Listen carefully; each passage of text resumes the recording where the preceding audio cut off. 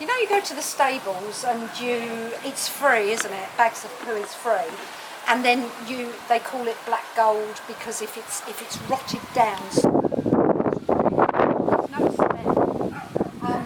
And it's the most magical thing to put on your garden. It still carries weed seeds because the horses have eaten the grass and the weeds and anything else.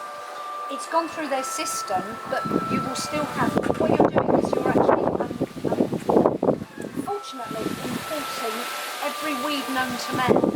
If you lay a nice thick 3-inch layer over all the borders and you've done the weeding,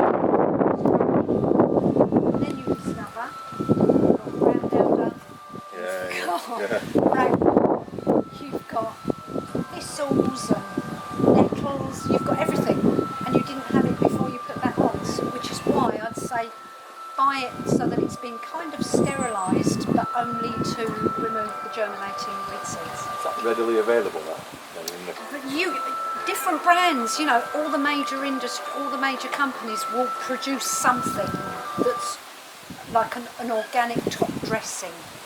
So you're not looking for the word compost, you're looking for top dressing, farmyard manure or mixed manure, graded manure, because then it's just